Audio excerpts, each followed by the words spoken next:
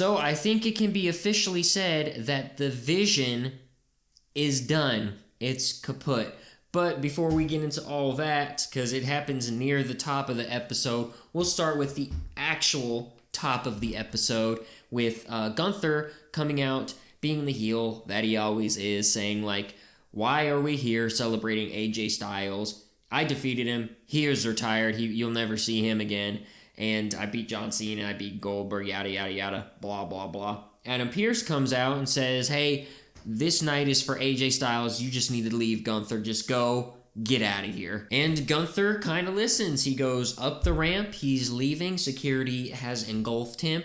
But as soon as he's about to get to gorilla position, he decides to, barge his way back through security. And then he is attacked by Dragon Lee. So I'm assuming our WrestleMania match is Gunther versus Dragon Lee. That's the only thing I can assume because they haven't announced anything for Elimination Chamber, and this would have been the night to do it. Anyways, their brawl goes all the way into the back because he's beating up on Gunther. Gunther is able to get away as security tries to pull Dragon Lee away. In the backstage area, he beats on him a little more, and then the security is able to pull Dragon Lee completely away from Gunther. It's Gunther and Adam Pearce standing there with Cody Rhodes coming just out of the frame. His music hits, and he walks out to the ring. He gets out to the arena, getting ready to talk about something. The Vision then comes out, and they basically say, hey, Bronson Reed's match for the qualifying chamber match is up right now. So, Cody, get out of here. And then Cody's like, well, I think you're forgetting about one person that everybody wants to see. Jey Uso's music hits. He comes on down through the crowd. It's Jey, Jimmy, and Cody in the ring. And then we have the Vision, Bronson Reed, Austin Theory, Logan Paul, and Paul Heyman on the outside of the ring. They go to commercial break. We come back. Everyone has pretty much left except for Bronson Reed and Jey Uso. And we have their opponent for the qualifying match, El Grande Americano, the original. At the very beginning of this match, Jey Uso and El Grande Americano are able to keep Bronson Reed out of the picture for most of the beginning of this match. And then there's a point in this match where Jey Uso is going for a pin on El Grande Americano, and Bronson Reed comes in. He breaks up the pin. He goes and looks at his arm. I think it cut to commercial break right after that, and then we come back, and Bronson Reed is on the outside of the ring with medical staff looking at him, while Jey and El Grande Americano are trying to figure out what to do. The ref scrambles while they're outside of the ring. I'm assuming Braun's on the opposite side because they were near the announcer's table. And I'm assuming they're calling an audible because the ref was scrambling trying to get to El Grande Americano and Jey trying to get, what they need to do. Which leads me to believe that Bronson Reed was supposed to win here and go on to the Elimination Chamber. Probably not win the Elimination Chamber, but at least be a participant in it. And I do want to say that, hey, Bronson, get better soon. Hopefully it's not a horrible, 6-month-long injury. Hopefully it's just something that you can rehab real quick and then be back. Hopefully everything's good. Like I said, this leads them to scramble, try to figure out what they're going to do, and Jey Uso wins. I kind of wish it was El Grande Americano. If this wasn't the original plan and Bronson was meant to actually win, I wish the audible would have been El Grande Americano. Because when you look at this chamber lineup, you've got Randy, you got LA Knight, Cody, Jevon Evans, Trick Williams, and Jey Uso. Like, Randy, Knight, and Cody all have the exact same wrestling style. So I don't know how that's going to work. And then you put Jey into the mix. I don't have high hopes for the men's Elimination Chamber. We'll just put it at that. Next we have Liv Morgan and Dirty Dominic Mysterio come on out. Liv is kind of disheveled ever since Stephanie Vaquer gave her that assault of words. She decides to bring out, Dom decides to bring out Stephanie and then Jade, so Liv Morgan can pick who she's going to fight at WrestleMania. I do want to say it would have been kind of cool if she had waited till after Elimination Chamber, so that way maybe there'd be a little bit bickering, like, hey, you should have picked while you had the chance. I don't know, maybe that's something they could do later on, but I was just thinking it'd be kind of cool if they would have waited. But we get here Liv Morgan giving a speech towards Stephanie Vaquer, basically saying that, you're right, I didn't have to, like, scratch and crawl for 10 years like you did. I had the best coaches, the best medical staff, everything at my disposal while you didn't. And then she turns to Jade, and I can't even remember her saying anything to Jade. She might have said something to her, but she just turns around and bats Stephanie Vaquer's head with the mic. This just leads to an all-out assault of Liv Morgan to Stephanie Vaquer ahead of their match at WrestleMania.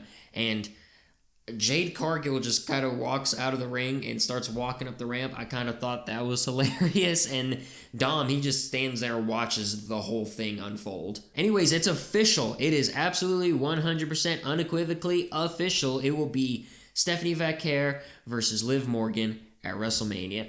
And I find it kind of weird that they have both Raw titles already cut and dry set for Mania. I thought they would have, either the men's or women's world title on Raw, and then either one of the men's or women's on SmackDown. But no, they went both Raw this time. So whoever wins at Elimination Chamber is going after the SmackDown titles. Next, in the backstage area, we have Jevon Evans getting ready for the Elimination Chamber, as this is his first Elimination Chamber, and he's there with the rapper Offset and the New Day pull up with Xavier Woods, and he's even got his arm in a sling and everything. And what is his name? Grayson Waller is there as well. He calls Offset set off. I thought that was kind of funny.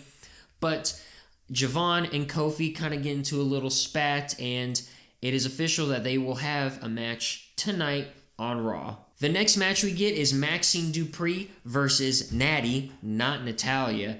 And this was a very quick match because Natty just beat the crap out of Maxxine Dupri. She throws her to the outside of the ring, throws her into the ring post. It winds up knocking out Maxxine Dupri.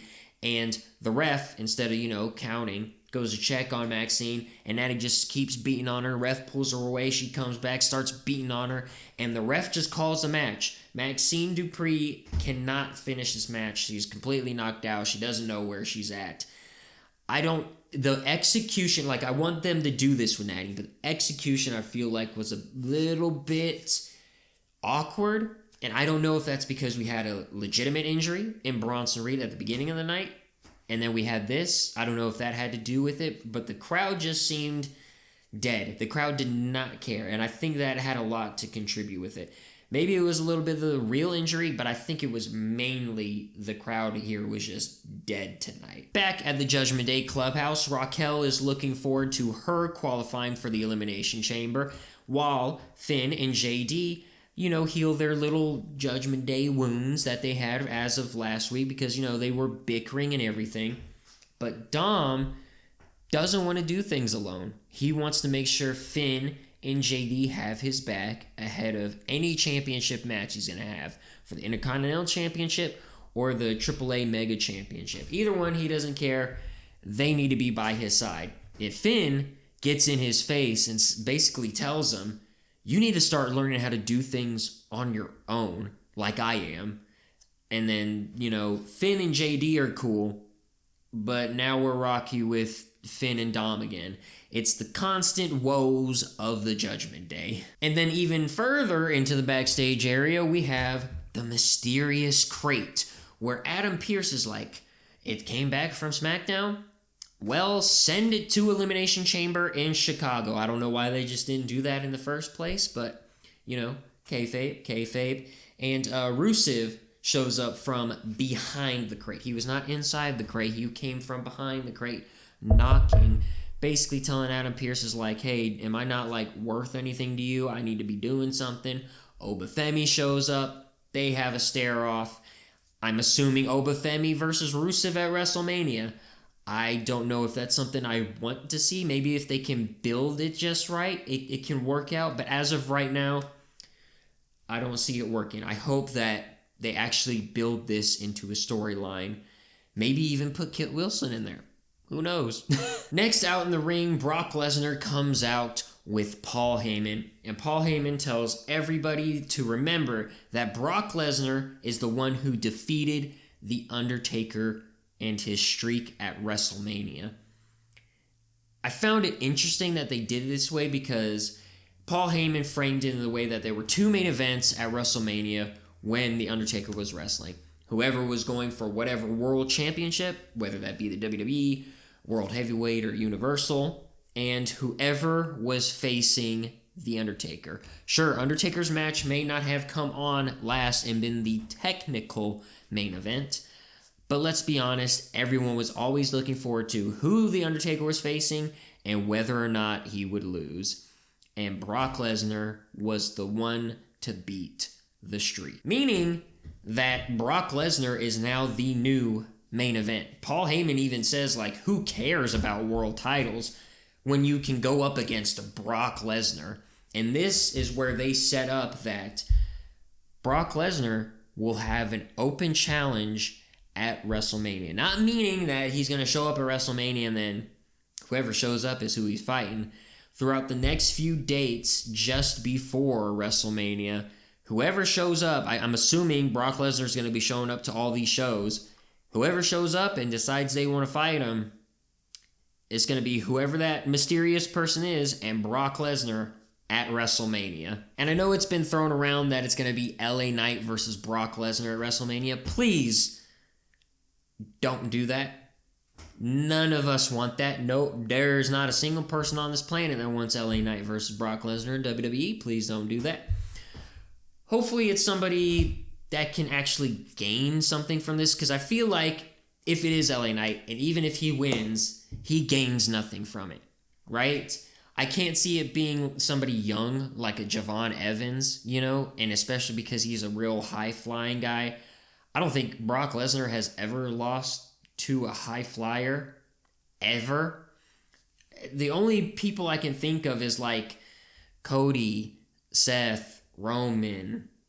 If I had to pick somebody newer, it'd be Trick Williams, but I can't even see him beating Brock Lesnar at this point. So I'm not really saying the whole Brock Lesnar thing is bad or anything. I'm more intrigued as to who is going to be facing him. And then once we know for certain who he will be facing, then I will make an actual decision. I'm looking forward to see how they're going to make this work out the next few weeks. I hope he's actually going to show up all these dates and not just be like, oh, that guy was talking about me on this random Raw. Okay, he's my WrestleMania opponent. Hopefully they don't do that. Hopefully they actually build it up. Build it up. It's WrestleMania. Build your storylines for WrestleMania, please. The next match we have is Jevon Evans versus Kofi Kingston. If you remember earlier on in the night, they had a little spat. Now we're having this match here. There's a point in the match where Jevon Evans does this insane backflip off of the top rope. He winds up in kayfabe, hurting his knee. This allows the New Day and Kofi Kingston to get a one-up on Jevon Evans. I almost said Grayson Waller there. And Kofi goes for the pin. It's 1-2, kick out after Trouble in Paradise, I think it was, from Kofi Kingston. And because New Day have interfered, Jevon Evans has Offset on his side. So Offset decides, well, he's going to join in on the fun. He takes out Grayson Waller, throws him over the announce table. Xavier Woods is hurt with his arm in a sling, so he's not going to... He's like, whoa, hold up, dude. And he creates enough distraction for Jevon Evans to hit his cutter, the OG cutter, on Kofi Kingston, get the 1-2-3 pinfall on Kofi Kingston. This was a really fun match. I really enjoyed it. There was even a part where Kofi popped the crap out of Jevon Evans. I believe it was with it was either a punch or an elbow. I can't remember which. Either way, he really popped him. He gave him one. And I think this was probably the second best match of the night, honestly, because we'll get to the main event. The main event was best match of the night, but this was a really, really good match just between these two. This really wasn't a long part of Raw at all, but I wanted to bring up because they had Kazarian and Abyss on Raw. Never would I have ever imagined growing up as a little kid watching TNA that I would see Abyss on Monday Night Raw. I know he's like a producer or something backstage now, But to see him in the mask, in the vest, and everything, doing the little pose that he used to do, this made me pop. This was awesome. Of course, this is for AJ Styles tribute because this is the tribute show to AJ Styles. We get a little promo from Finn that's, shot offset and everything, basically saying he has to win. It's not a what if, it's when he is going to win the World Heavyweight Championship. Right after that, CM Punk, he comes out to the ring and he basically just stands there and hypes us for his match against Finn Balor at Elimination Chamber in his hometown of Chicago. I still don't think Finn Balor's winning, but we'll see. And now for the main event, for the women's qualifying match for the Elimination Chamber, we have Io Sky versus Kairi Sane versus Raquel Rodriguez. Near the very beginning of the match, Io and Kairi, they team up against Raquel, which makes sense. She's the bigger opponent. Take her out and just make it between you two. I totally get it. But interestingly, they share a high five with one another, and I'm sure Asuka hated that. Absolutely despised that, because they showed inklings of how they used to work together.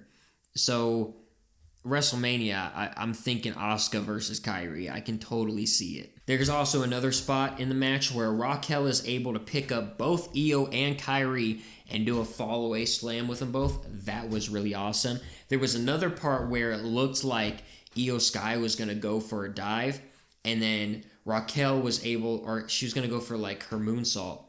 And Raquel went to go try and hit her with a Tejana bomb, but just couldn't get it in time.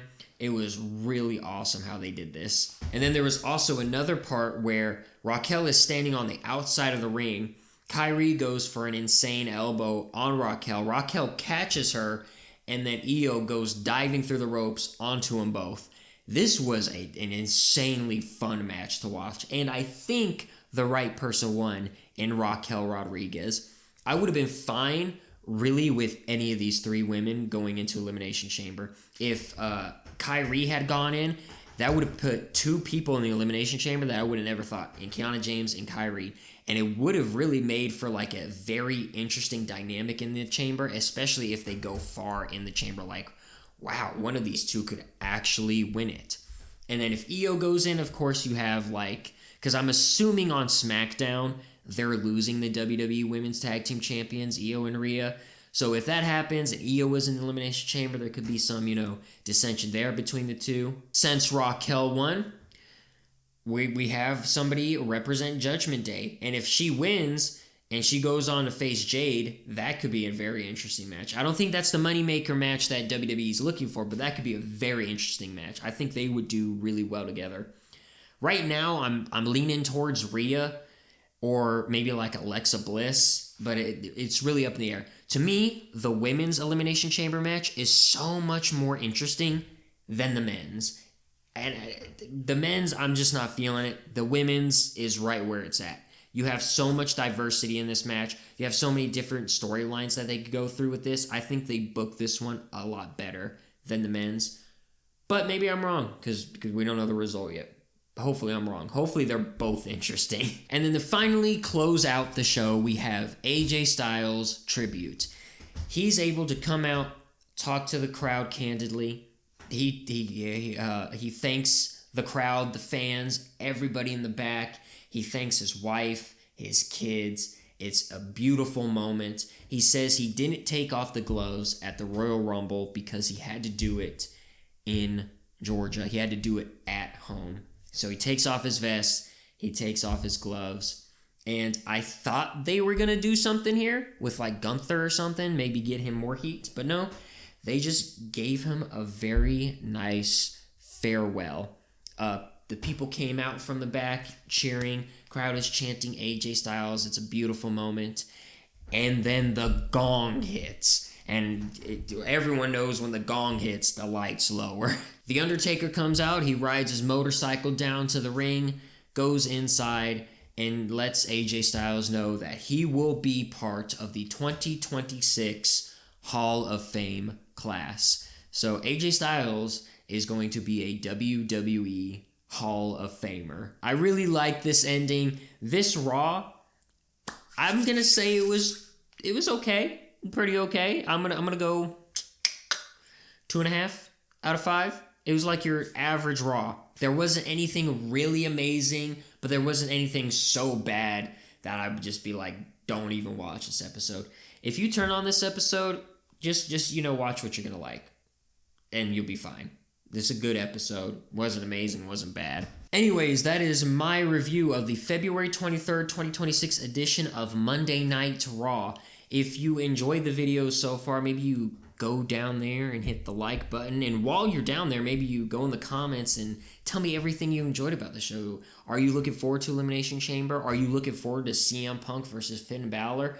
What about Bronson Reed and the Vision?